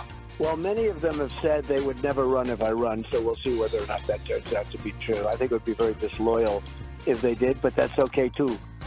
So that was the President of the United States, Mr. Vice President, who's kind enough to come into the studio. His book is out called So Help Me God. And that was the president a couple of weeks ago. So if you decide to run for president, he would consider that disloyal. How do you feel about that? You know, I think the American people love competition, Brian. I really do. The president had every right to make the announcement he made last night. And you think you're a better choice right now than the president? The former president? Well, I wouldn't say that about me because we've arrived at no conclusion about what role we'll play. But I think there will be better choices. That is Mike Pence a couple hours ago. Bill Hemmer here, just fresh off the air. Hey, brother. On America's Newsroom. Bill, how are you? I'm doing well, thank you. Was that on TV this morning or was radio. that on radio? That was on radio. He came up here. So he's been consistent in that comment then. Yeah. He's pretty consistent. He thinks there's better choices. He thinks America needs to come Did he together. say there will be more choices or better choices? Better choices. Uh-huh. So I think he's running. Unless money's an issue and he finds himself with absolutely no donors. You know money's a big thing. But he also said on the couch today that money's not going to be a defining issue, that they won with less. Mm-hmm. Let me ask you this. What's the stage look like for that first debate? Can you line it? Do you think you would do it? Do what? Will you do? Do you think you'll do a debate? It's always possible. I'd be the first one. Have you done it before? Yes. For us? A couple of times. Done with Cleveland, Ohio. Presidential? And Des Moines, Iowa. No, Republican primary. Oh. Never a presidential. That was exciting, right? With What? Trump in the middle? Are you kidding me? Amazing. Oh my God. I always tell people that's the night the world changed. Right. I kind of feel like it changed again in the last 24 hours, and we could talk about that. Yeah, a couple of things. So who's on the debate stage? I'll answer your question. Yeah. Tell me when I hit a candidate where you think I'm wrong, tell me. What's the over-under? Is it 8 or 10? I think it's 8. Max.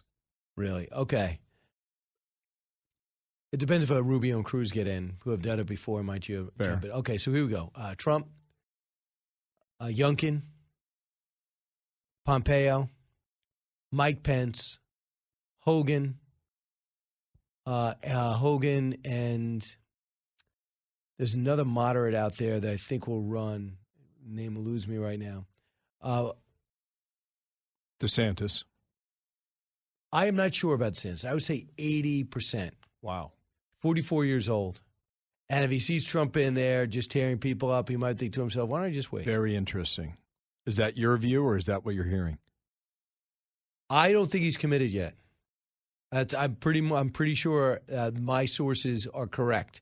And everybody I know in his world, I don't think he's committed to running it, but it'll be in January. Okay. All right. I agree with you on Youngkin, Pompeo, Trump. I don't know about Larry Hogan. Oh, Sununu. I bet you Sununu gets in. Maybe as a dark horse. But of those, who takes down him? Youngkin could. You think? Here's why. Not in necessarily if he can't come out like he's not going to surprise anyone anymore. The president. Youngkin is extremely bright, and the thing is, Republicans have gotten street smart. They're going to look for someone, not that necessarily they like, the one they can win. This is what I'm hearing. You can't win. Too many people hate him. Too many people hate him. DeSantis has to be back on the stage that we just described. But not if you can't make him get on the stage. Okay, fair. Listen, the reason Christie is the other. Okay. The reason I'm asking you this is because I have not been able to game this out just yet. I'm really not quite sure where it goes. If you were to tell me on the stage in August of 2015 that it was going to go the way it did, I would have said you're crazy. Yeah. All right. And so it just, every layer peeled off one at a time. The story was revealed for us. And in the end, it became obvious. Oh, yeah, I see it. Oh, yeah. So he's the guy. But I don't think it was obvious to a lot of people until the New Hampshire primary took place. Yeah. Think about that stretch of time, right? August of 2015. Now you're deep into the winter of 2016. You've already been through the battle in Iowa. Cruz wins. Trump comes in second place, but a distant second, like 4 points behind, all right? Then you go to New Hampshire, and he wins every county. And then we went to the Northeast primary in the spring of 2016. And I do believe that Trump won every county over a 6 or 7 state area in the Northeast, except for one. And that was Manhattan on the island here in New York City. And John Kasich had won that district. Right. And that district is where Trump Tower was located. So the old irony of all that entire night is how Trump runs the table. Yeah. It becomes apparent to all of us looking at that map that Trump's going to be the guy. And he won everywhere except for his own city block. And Kasich just sat in there and said, well, I'm so anyway, the reason I'm asking that, because I think everybody's just digesting this right now, Brian. And there's an open question as to how it unfolds, how it develops. I think the points you made are quite valid. He's not the new kid on the block. So how do you manage it? How do you beat him? Can you beat him? So listen to what Mick Mulvaney said. I was pretty stunned by this, but I guess he gamed this out. He did game it out. So Mick Mulvaney weighed in. He was the OMB director and his former chief of staff. A very fast talker, by the way, too. Right. I'm not against that. Do you think this is good for the Republican Party? No, I don't, because I think he's the only Republican who could lose. If he wins in 2024, now he's a candidate. He is the likely Republican nominee. Can he be beaten head-to-head by Ron DeSantis or Tim Scott? Sure, but it's not going to be a head-to-head race. There'll be 5 or 6 other people in the race, and he'll get the 35% that really support him. And under the winner-take-all primary system, he'll be the nominee. But that means the 2024 race is not about Joe Biden or whatever Democrat is on the ticket, not about inflation, not about world events, not about abortion. It'll be about Donald Trump, the same thing we saw in 2020. He says he's going to, in a big field, he wins. Trump. Yeah. Tim Scott does not get in if Trump's in. No Why? way. I just don't see it there. Do you know that? I feel that way. Okay. And do I know anything for sure? People could not be telling me the truth. Yeah. I get it, and things change. Yeah, and speaking of things changing, Brian, I think there's a lot of serious things happening in the world today. A lot of these headlines are significant. There's war in Eastern Europe that a lot of people are wondering, where is this headed? It's a long way from a conclusion. Inflation's a mess, all right? You got questions about gas price in the economy? All right, I get it. We just came through a midterm that shocked everybody, didn't turn out the way people thought. Who knows what happens over the next 24 months? As serious as the headlines could be right now, it could be much more serious. What if Beijing makes a move? Right? And just does what they did in Hong Kong, just take it. What happens then, And then how does Joe Biden look and appear as a commander-in-chief? Is he stronger? Is he more serious about it? Or do people discount his credibility as commander-in-chief? But how could you discount it any more than Afghanistan? Well, I mean, after the midterm vote last week, you have to ask yourself, right? So if the world becomes more serious, maybe someone like Trump is now seen in a different light. Maybe he continues to remind people of his record as president before COVID hit. They think, you know what, okay. And maybe he has the ability to change. We've seen this. He can morph into different people. He can do it again that way and become a much more serious person. A lot of people think this event last night was sleepy. All right, it might have been. I didn't watch the whole thing.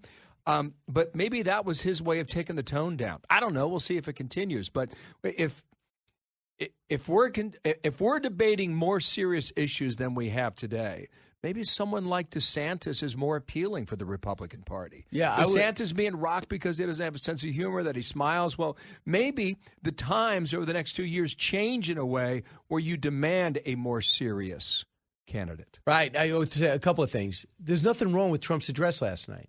And they said he was crisp. He didn't talk about 2020. He mentioned Herschel Walker. It was him being him. He didn't look tired. It wasn't sleepy. It wasn't insane. It was good. I mean, here's an example. So this is, to me, I wanted to see him like, that was a solid address. They're right. He's sleepy. He's done. It's boring. I'm like, excuse me.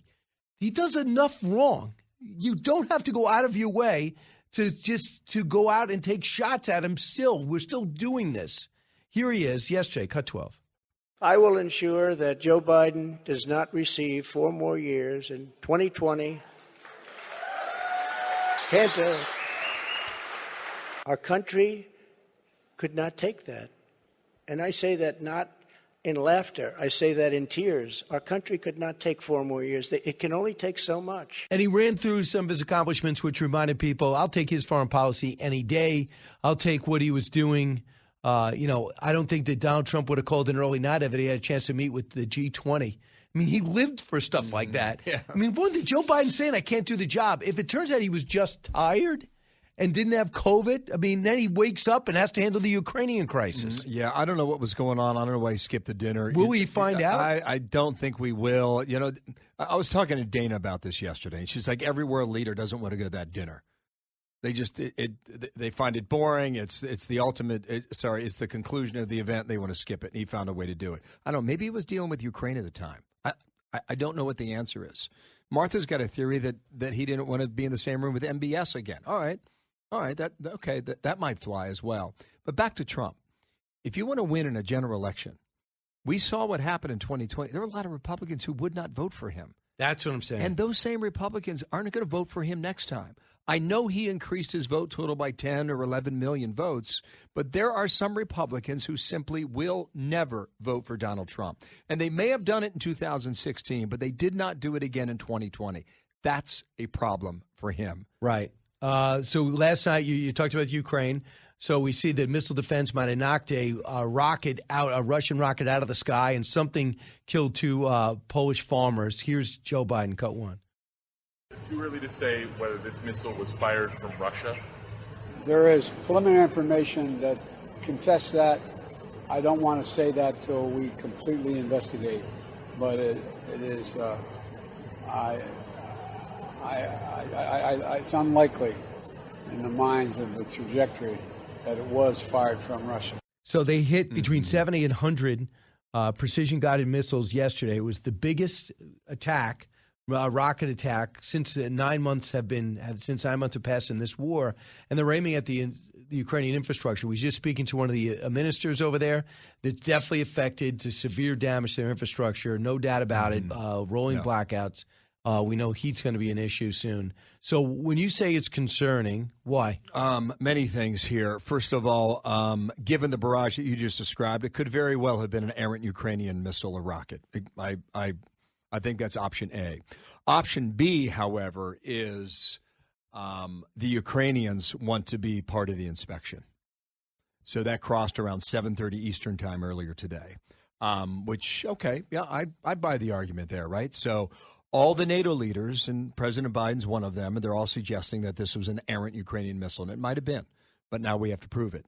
So the Ukrainians want to inspect, all right? So 2 hours after that happened, the Polish president came out and said, we will allow the Ukrainians to be a part of this investigation they want, so long as the Poles and the U.S. are part of it too. Now, isn't that interesting? Because the Poles and the U.S., they want to be there so that all 3 parties have the same story. Yeah. You would not want the Ukrainians to go to this inspection and come out with their own story and say, hey, this is Putin, because then we got real problems here, Brian. So if you did a trio investigation and came out and said, yep, look, man, there was a lot of incoming. This one went offline, and we go back to the war. If, however, the conclusion is different and you've got sides that are pushing against what the Poles and the U.S. and the rest of NATO are saying, we got another problem here. Yeah. Because, Brian, if that's the case, did we just say to Putin, hey, man, you got one strike? Right. And I really hope that's not what's happening behind the scenes. I will say this. They have their standing army's been terrible. Their commanders are awful. Their equipment's outdated. And even Vladimir Putin, not only did he not attend the G20, his foreign secretary seems to be ill. And number 2 is he cut off his marathon town hall that he cut that off yesterday. He didn't do it. It's not rescheduled. There's trouble in Moscow, which is anything but paradise. Bill Hemmer, one more block, and then we're through. Don't move, Bill. Brian Kilmeade Show. Educating, entertaining, enlightening. You're with Brian Kilmeade. breaking news, unique opinions. Hear it all on the Brian Kilmeade Show. Do you think you will have the votes by January to become Speaker? Yes, if you look at the last two speakers, Paul Ryan, he had at this time had lost 43 votes. Nancy Pelosi had 32 votes and no one was running against her at that time. Look, we have our work cut out for us. We've got to have a small majority. We've got to listen to everybody in our conference. Try to get to 218. Do you want Democrats to try to support you? No, we're the majority as Republicans, and we'll get there as Republicans. And Kevin McCarthy, that's yesterday. He's not there yet. He's about 180-something. And by the way, he doesn't officially have the majority yet, but I think Kevin Kiley is up by about 6 or 7 points, right? Yeah, that's California. I'm with Bill Hemmers here. Yep. How you doing, Brian? So, Bill, there's 9 seats open? Is it 9? Is it 13? Kiley's just he's been up by 8 points for 5 days. So what's the problem? I don't know. You don't know? I can't figure it out. Right. But I do know what the law is in California. Hang on. If you're receiving mail-in ballots, they have to be received no later than the next 30 days. That can't be right. By December 9th, state law requires them to report to the Secretary of State. So they have until December 9th if they're going to continue to count ballots. Can I tell you something? I mean, I'm into this stuff because that's what we do on election night. David Valadao is a Republican. He voted for impeaching Trump. He's running in a new congressional district in California. It's favored toward Democrats. He's one of 10 that voted to impeach Trump. Only 2 are left in office right now. Dave Crenshaw won in Washington State, so he's going back to Washington. And Valadao is on the verge of winning also. But the estimated vote in his district, Brian, has been 54% since Friday of last week. So what's going on? No clue. There's part of that district is in Kern County, Kern, right. And apparently one of the machines doesn't work. But why you can't figure that out by now, I don't know. It should not take this long. I believe it's bad for democracy. Carrie Lake is considering protesting her loss. They're going back and forth with her experts. Does she have a real case from what you know of Maricopa County and those machines? I think she might get a recount. That's what she's been pushing for. I don't know. It's really hard to overturn a result, period. And history proves that. Lauren Boebert in Colorado, she was losing for most of the night. Boebert, sorry, I apologize. You're thinking Colbert.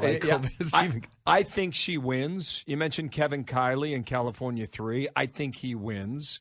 David Valadao, pretty strong. I don't know if he wins.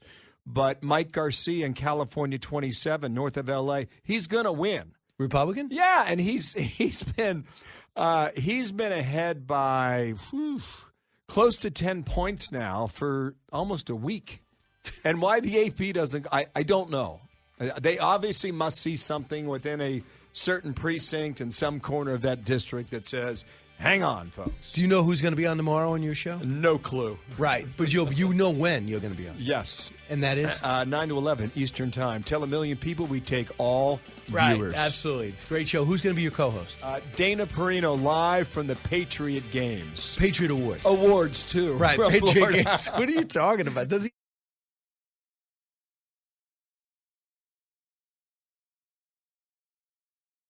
Put the power of over 100 meteorologists and the worldwide resources of Fox in your hands with the Fox Weather Podcast. Precise, personal, powerful. Subscribe and listen now at foxnewspodcasts.com or wherever you get your podcasts.